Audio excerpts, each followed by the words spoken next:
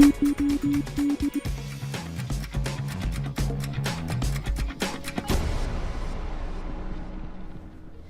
lots going on, that's Yes. for sure. And you know, this topic you have today is rather timely, not only because it's cold, but of course with a lot going on in the aviation sector. But from a meteorological standpoint and de-icing, it's fascinating. And they got to be very tuned in to the weather at these airports, especially when you have inclement weather in the winter time, but you might not think of it on bluebird days like we've had the past couple of days for seeing airline delays and cancellations, but that has happened at many North Dakota airports this week with numerous delays and cancellations because of the extreme cold. I spoke with Anthony Dudas from the Williston International Airport, and they've had several flights canceled and delayed just because of how cold it is impacting the de-icing operation. So we'll go into the science behind de-icing airplanes and why that's so important and how the extreme cold can really impact that here on Morse Code of Weather. So aircraft de-ice fluid functions down to about minus 28 degrees. Below that, the aircraft cannot be de-iced because the fluid would not be as effective, and it can freeze at temperatures even colder than that. So it's especially impactful for some planes that need to stay overnight and then are de-iced in the morning. So there's two different types of de-icing fluid, but the main ingredient, the chemical, is glycol. Now there is some water in there. The concentration is important to get right, but the glycol is the part that you need to pay attention to because that freezes at about minus 44 degrees. So that's why it can still be useful, and it gets rid of the ice and snow at temperatures sub-freezing, even though this mixture does have water in it that of course freezes at 32 degrees above zero. That glycol can go all the way down to 44 degrees below zero before freezing. But the general rule is that you need a 16-degree buffer to maintain a safe margin of error for that de-icing fluid to be effective. So therefore, you add 16 degrees to the 44 below zero, you get minus 28 degrees. That's the threshold that when it's 28 below or colder, aircraft cannot be de-iced, just to have that safe buffer of use. So focusing on the de-icing fluid first, the type 1 fluid, that is used when the aircraft is already contaminated with snow or ice, which needs to be removed, but no further freezing precipitation is expected before the aircraft departs. The second type of fluid is anti-icing fluid. So if there's further protection that's needed from frozen contamination buildup, such as when it's snowing, this anti-icing fluid is sprayed over the clean wing of the aircraft, which adheres to the wing and prevents buildup for a period of time called the holdover time.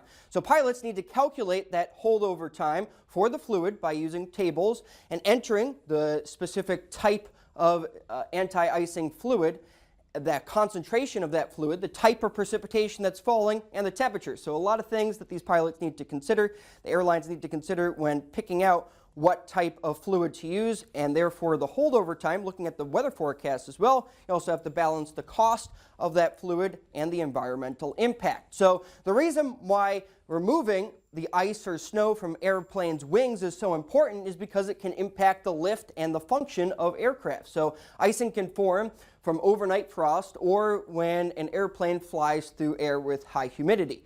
Icing creates a hindrance in the path of airflow and adversely affects the aircraft aerodynamics. So you need that smooth surface, especially over the aircraft wing and the skin of the aircraft body itself too, to ensure that the aircraft has maximum lift and can get you to your safe destination. So de-icing is only needed when there's contamination on the aircraft. Doesn't always need to be de-iced when it's below freezing, just when there is that frost that forms or when there's snow that's built up on the aircraft. However, when an airplane is being fueled, the fuel is usually a different temperature than the skin of the aircraft, causing frost to form. So the development and advancements of aircraft de-ice fluid are happening, even though it can't be used at some of the extremely cold temperatures that we've been seeing this week. Need to look at the environmental sustainability and how this de-icing fluid is then collected and then thrown away. So the Williston Airport, for example, had to expand their range that they were collecting this de-icing fluid from an aerial coverage standpoint so that they can mitigate impacts to water and wildlife surrounding the airport. So air carriers at airports the size of Williston typically hire the staff of the airplanes themselves, so the airlines themselves would hire the staff to de-ice the planes. So Delta and United, for example, have aircraft at XWA that stay overnight, so frost can form that then needs to be de-iced. The forecasted weather is below that 28 below degree range. Airlines might need to cancel flights ahead of time. Aircraft might not even come to these airports the night before. That's happened the past 3 nights in Williston and Bismarck, canceling the arrival flight and then the departing flight the next morning.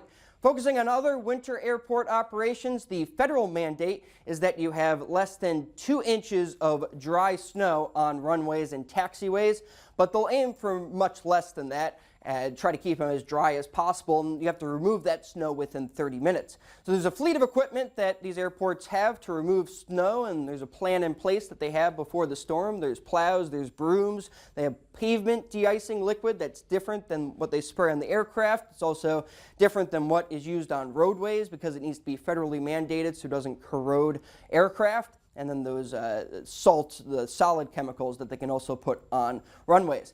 So there's automated surface observing stations at the airports. It's the reason why we get all of our official weather observations at the airports, is so that we have these up-to-the-minute observations as these planes are taking off and landing.